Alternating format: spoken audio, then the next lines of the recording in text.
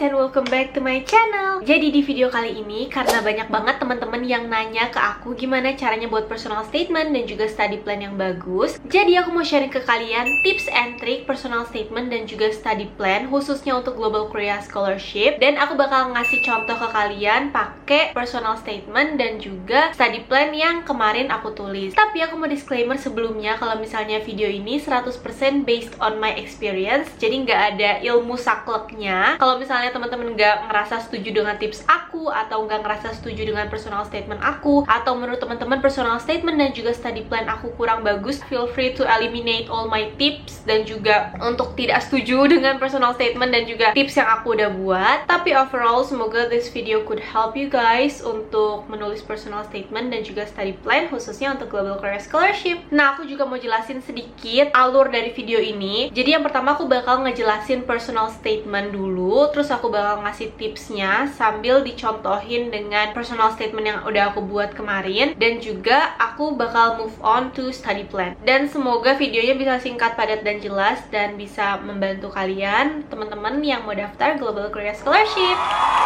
Oke, tanpa lama-lama lagi, ayo langsung ke videonya. Yang pertama, ayo kita bahas soal personal statement. Jadi, personal statement itu kalau misalnya di Global Korea Scholarship, biasanya mereka udah ngeluarin kayak gini. Ini tuh adalah list-list yang mereka mau untuk kita jelasin gitu.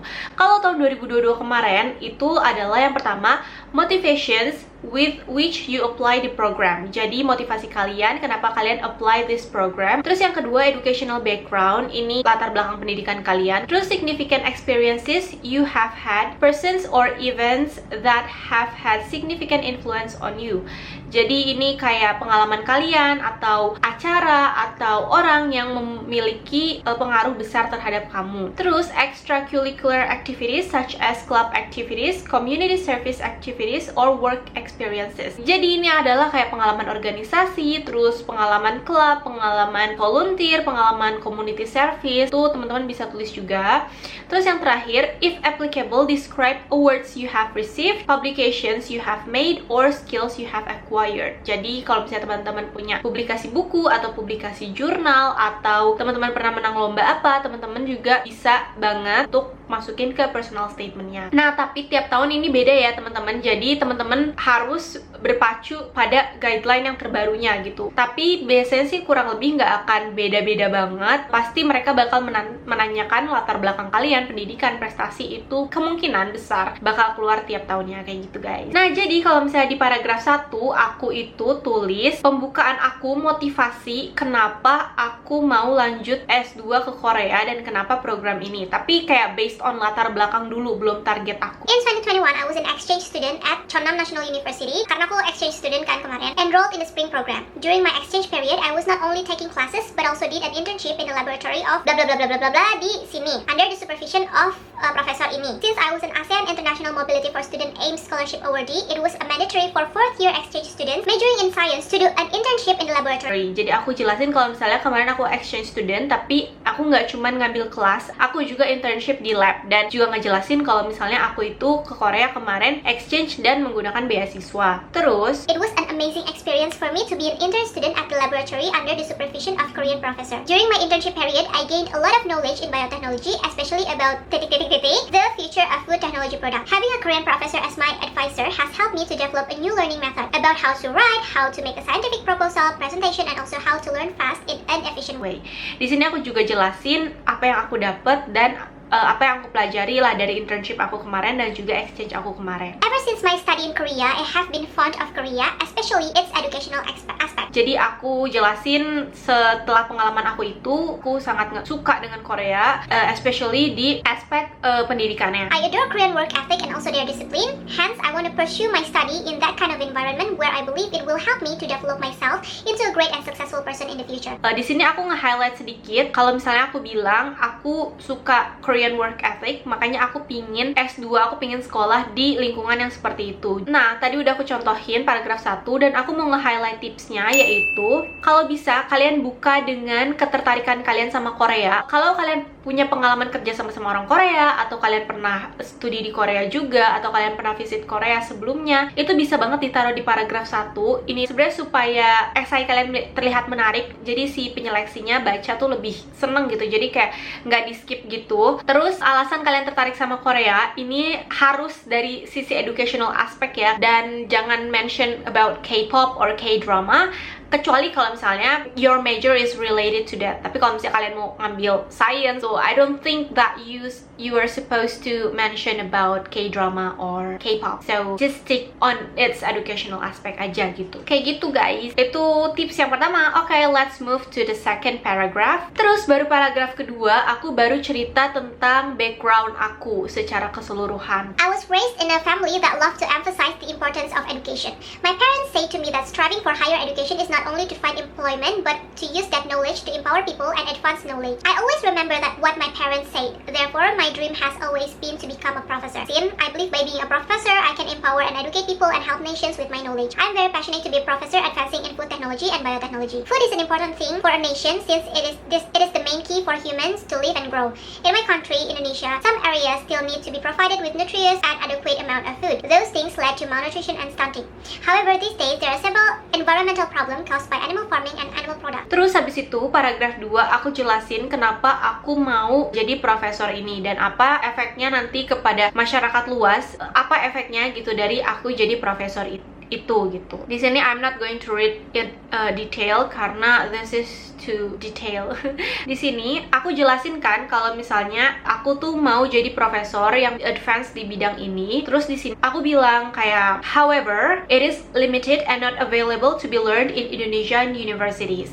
Jadi aku bilang kalau misalnya bidang aku tuh tidak bisa dipelajari di Indonesia di level universitas. Jadi kalian harus searching banget tentang ini guys. Kalau misalnya kalian yakin bidang kalian tidak bisa dipelajari di Indonesia, itu kalian boleh put it in your personal statement. Tapi guys, kalian harus bener-bener search banget, bener-bener riset banget beneran gak sih bidang ini tuh nggak ada di Indonesia. Karena bidang aku sendiri itu ada di Indonesia, tapi masih di levelan BRIN, tapi belum ada di levelan universitas kayak gitu. Jadi memang masih diteliti oleh BRIN, tapi belum ada di level universitas. Jadi kalau aku masuk universitas manapun, aku belum bisa gitu loh belajar soal itu. Terus di sini aku ngejelasin kalau South Korea also has the knowledge and technology untuk mempelajari soal bidang yang mau aku pelajari yang gak ada di Indonesia tersebut kayak gitu guys. Terus di sini aku juga sebutin nama-nama perusahaan, nama-nama startup, nama-nama laboratorium yang di South Korea yang memang mempelajari soal bidang yang mau aku pelajari itu kayak gitu. Terus aku tulis juga, I believe continuing my study in Korea through GKS program will allow me to improve my knowledge and reach my dream.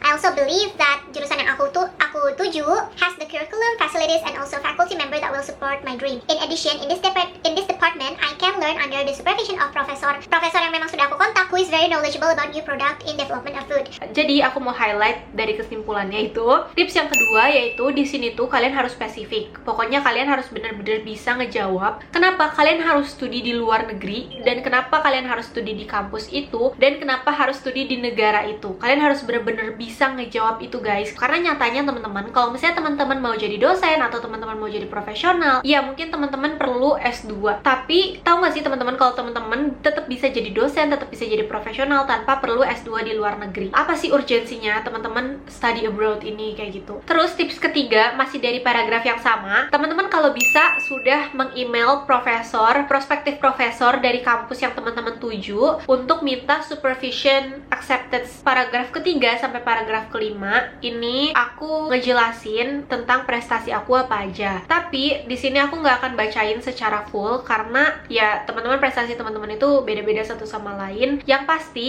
di sini adalah tipsnya, tips keempat, yaitu kalian harus masukin prestasi kalian yang berhubungan dengan studi kalian nantinya. Aku kasih contoh ya. Aku bilang kalau misalnya aku pernah exchange dan juga internship di laboratorium laboratorium di Korea, dan aku pernah exchange juga di Taiwan. Aku bilang, I believe my experiences in Taiwan and in South Korea have prepared me with knowledge about food technology and biotechnology from other countries and adaptation skills to work under cultural differences. Those experiences also have prepared me with skills to face struggles during my master study as an international student. Jadi teman-teman, di sini aku bilang kalau misalnya aku pernah exchange ke Korea dan Taiwan, tapi aku nggak cuma bilang oh aku pernah exchange gitu, enggak. Aku bilang kalau misalnya dari exchange ini aku belajar banyak tentang bioteknologi dan juga food technology, dimana itu bakalan selaras dengan jurusan aku. Dan juga di sana aku bilang kalau misalnya pengalaman exchange aku itu membekali aku kemampuan untuk bekerja sama dengan orang dari budaya yang berbeda gitu. Dan itu akan sangat bermanfaat untuk S2 aku, master studi aku, karena aku bakal jadi international student dan aku bakalan ngadepin banyak banget yang namanya perbedaan budaya, culture shock, dan lain-lain. Tapi karena pengalaman aku dari exchange ini, aku bisa mengatasi itu karena aku sudah terbiasa. Jadi kayak gitu teman-teman, kalau misalnya teman-teman mau contoh. Pokoknya di sini tunjukin kespesialan teman-teman dan tunjukin juga kalau teman-teman itu bermanfaat untuk jadi mahasiswa mereka. Jadi banyak yang prestasinya juga bagus-bagus banget dan nyambung sebenarnya sama jurusan mereka, tapi mereka fail to describe, gagal untuk menjelaskan kenapa prestasi itu bermanfaat sih untuk S2 teman-teman nanti. Terus tips yang kelima, kalau bisa teman-teman, prestasi teman-teman itu ada hubungannya dengan kemampuan adaptasi. Oh ya teman-teman, di sini aku juga ngejelasin latar belakang pendidikan aku. Kalau teman-teman punya IPK cum laude dan lain-lain, teman-teman bisa langsung jelasin juga aja. Tips and trick personal statementnya udah kelar, let's move on to the study plan. Jadi ada 3 plan yang harus teman-teman isi. Jadi teman-teman, yang pertama adalah study plans to improve Korean or English language ability. Rencana studi bahasa teman-teman. Terus yang kedua, goal of study and detailed study plan. Terus yang ketiga, future plan in Korea or another country after finishing GKS program. Di sini tips yang pertama untuk study plan, kalau bisa teman-teman itu menjelaskan dengan detail apa yang sudah teman-teman lakukan di Indonesia untuk belajar bahasa Korea. Itu detail sampai kalau teman-teman belajar lewat YouTube, kasih tahu nama channel YouTube ya. Kalau teman-teman belajar lewat les, kasih tahu tempat lesnya. Kalau teman-teman belajar lewat buku, kasih tahu judul bukunya. Di sini aku bakal contohin yang punya aku. Di sini aku bilang, after finishing my 2021 Spring Exchange program, aku bilang kalau I have completed 3 Korean classes. Di sini aku jelasin kalau setelah aku ikut exchange, aku tuh sudah menyelesaikan 3 kelas bahasa Korea. Terus aku jelasin juga di sini nilainya. I scored 97 out of 100, I marked 93 out of 100, dan juga 98 out of 100. Ini tuh jadi kayak detail gitu loh, teman-teman tuh jelasin gitu kalau teman-teman tuh skornya udah sampai mana. Jangan cuman aku udah pernah ke Korea, aku udah pernah belajar bahasa Korea, tapi tuh itu nggak cukup menggambarkan kemampuan teman-teman gitu. Jadi kalau di sini dia bisa mengukur, oh aku beginner level, aku level 1 dengan nilai 98 kayak gitu. Terus aku juga bilang, currently I am taking private and non-private Korean online class in my country. Di sini aku bilang institutionnya, tempat les yang aku belajar bareng adalah tempat les A dan tempat les B.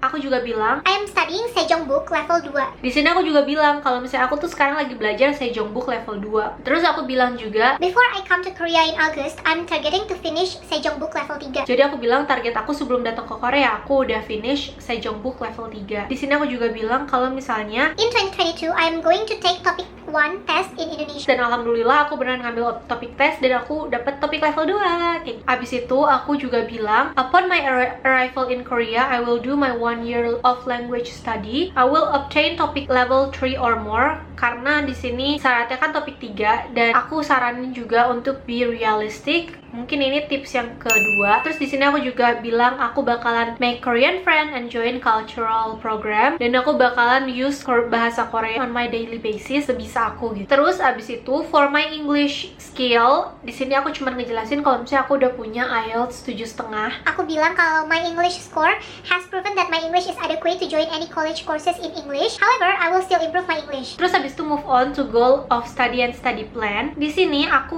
nggak bakal ngasih tahu dengan jelas karena menurut aku this is too confidential.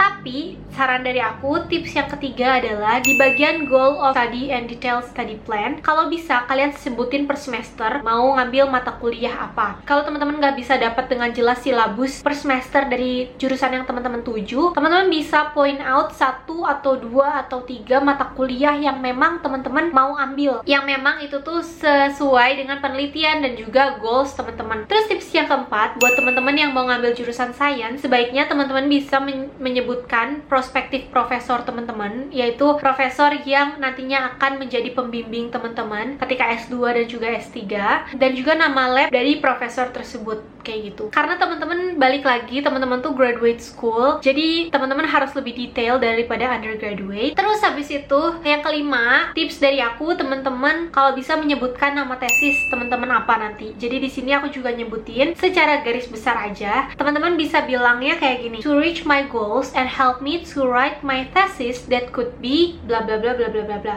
Tapi walaupun nanti ganti lagi, karena kita kan nggak tahu masa depan, no problem gitu. Yang penting di sini teman-teman tuh udah ada gambaran aja. Jangan sampai teman-teman daftar tapi teman-teman nggak tahu mau ngapain. Nah, next abis itu future plan. Aku nggak bakal ngasih lihat future plan aku secara detail karena menurut aku ini too confidential. Tapi di sini tips dari aku yaitu future plan sebisa mungkin ada manfaat dan hubungannya sama Korea. Dan future plan-nya harus bermanfaat untuk masyarakat besar. Nah, kalau di sini aku nulisnya, jadi aku bagi dua, yaitu short term and long term. Di sini secara short term aku bakal bilang aku bakal continue my PhD di South Korea dan di jurusan ini. Terus long termnya di sini ngejelasin aku bakalan jadi dosen. Sebenarnya aku bilang aku mau jadi dosen, mau jadi profesor di negara aku, tapi aku juga bakal berkontribusi dengan Korea. Aku bakal meng-create study transfer knowledge from Korea to Indonesia dengan cara meng-invite profesor dari Korea ke Indonesia, dan jadi bisa menguatkan hubungan antara Korea dan Indonesia. Dan ya teman-teman,